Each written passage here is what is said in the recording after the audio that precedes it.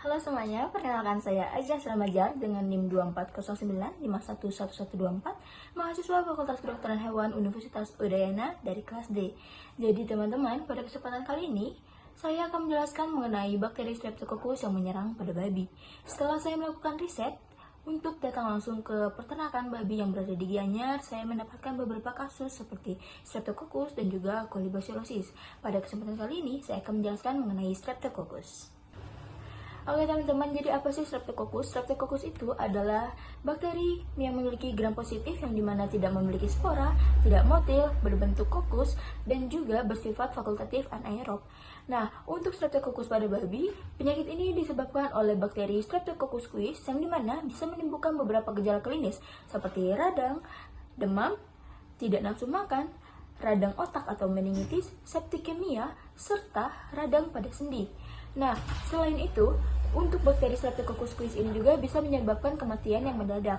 Nah teman-teman, untuk Streptococcus ini sangat bersifat zoonotik, yang dimana ini bisa menyebabkan penularan terhadap manusia dan juga bisa menyebabkan kematian pada manusia. Jadi untuk Streptococcus ini memiliki beberapa ciri. Yang pertama adalah memiliki gram positif, berbentuk kokus, bersifat anaerob fakultatif, tidak membentuk spora dan ukurannya mencapai 0,5 sampai 1 mikrometer, serta bersifat motil, dan juga untuk flora alaminya berada pada tonsil dan juga saluran pernafasan atas.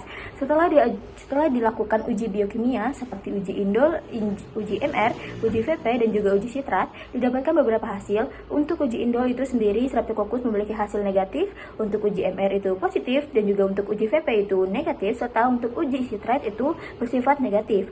Nah, untuk pengujian ini, bakteri ditanam pada media blood agar plate atau BAP. Untuk Streptococcus sendiri, biasanya menunjukkan beta hemolisis, jadi koloninya itu akan dikelilingi zona bening setelah 24 jam setelah inkubasi.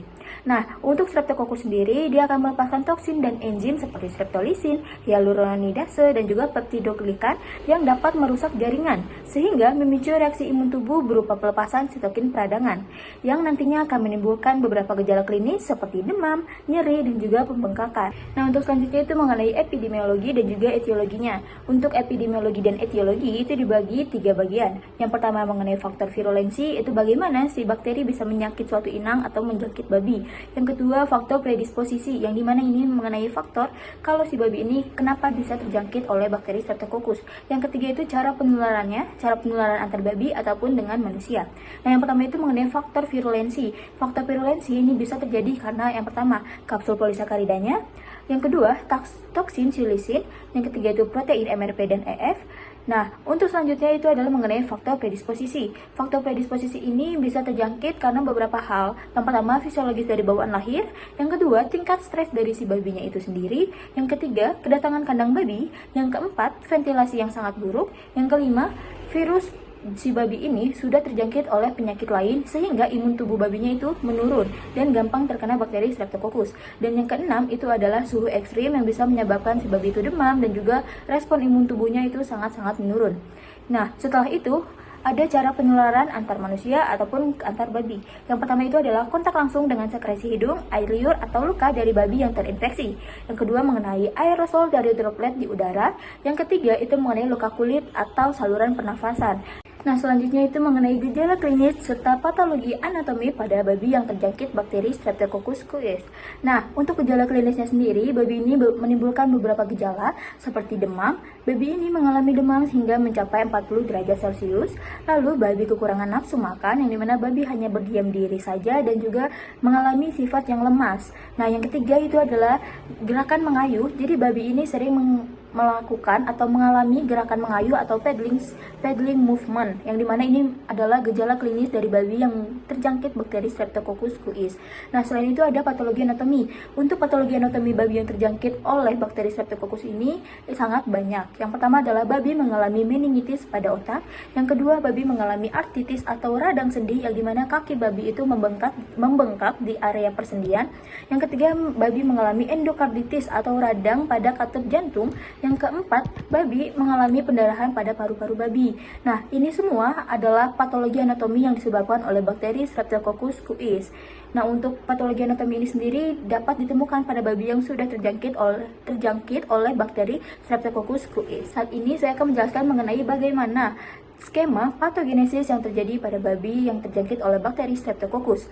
Nah, untuk bakteri ini sendiri pada babi, yang pertama itu adalah sumber infeksinya. Kenapa sih babi bisa terinfeksi oleh bakteri Streptococcus? Itu pasti mendapatkan beberapa sumbernya, entah respon imun tubuh babi yang menurun ataupun babi mengalami luka. Nah, yang pertama itu terjangkit mengenai sumber infeksi. Setelah sumber infeksi itu terjangkit, lalu babi itu mengalami beberapa faktor predisposisi yang sudah saya jelaskan tadi, yang mengenai tingkat kepadatan kandang, tingkat stres, ataupun sudah terjangkit oleh virus lain. Setelah babi mengalami beberapa faktor predisposisi, bakteri mulai masuk ke dalam tubuh babi. Nah, setelah bakteri masuk ke dalam tubuh babi, bakteri ini mengalami beberapa penyebaran sistemik yang memiliki beberapa sistem, yaitu bisa menyebar ke beberapa organ atau berinvasi ke organ target. Setelah penyebaran sistemik, si bakteri ini mulai menginvasi ke organ target seperti otak, jantung, paru-paru, serta persendian. Setelah bakteri ini berhasil menginvasi ke beberapa organ-organ yang sudah ditargetkan, maka respon tubuh babi itu meningkat atau mengeluarkan respon seperti mengeluarkan respon demam, radang pada persendian, dan juga gerakan mengayuh, yang dimana ini berkaitan pada otaknya dan juga pada persendiannya. Jadi itulah skema patogenesis bakteri Streptococcus secara singkat, dari sumber infeksi hingga ke respons tubuh dari si babi. Jadi untuk patogenesis ini sendiri, babi mengalami penyakit atau terjangkit penyakit Streptococcus itu mengalami beberapa skema, yang dimana untuk hasil akhirnya itu sendiri nanti babi akan mengalami demam, tidak nafsu makan atau bersifat lemas, dan juga hingga parahnya nanti babi akan mengalami meningitis dan juga seperti peradangan pada sendi, katup jantung, dan juga pendarahan pada paru-paru yang sudah dijelaskan sebelumnya pada patologi anatominya. Kita sebagai dokter hewan akan melaksanakan beberapa hal yang untuk mencegah, mengobati, dan juga mengendalikan dari bakteri Streptococcus ini pada peternakan babi atau pada tubuh babi. Nah, untuk mengobati bakteri Streptococcus ini tentu ada beberapa hal yang harus diperhatikan. Sebagai dokter hewan, kita tentunya memiliki pengetahuan beberapa mengenai antibiotik, nutrisi atau vitamin, serta obat-obatan yang bisa membuat babi kembali sehat atau menghilangkan bakteri Streptococcusnya. Untuk pengobatan sendiri, yang pertama bisa memberikan antibiotik yang sensitif seperti penisilin atau amoxicillin kepada babi dengan dosis yang sudah dianjurkan. Lalu yang kedua, bisa memberikan nutrisi atau vitamin tambahan, yang dimana ini bisa mensupport saat si babi kehilangan nafsu makan atau mengalami lemas.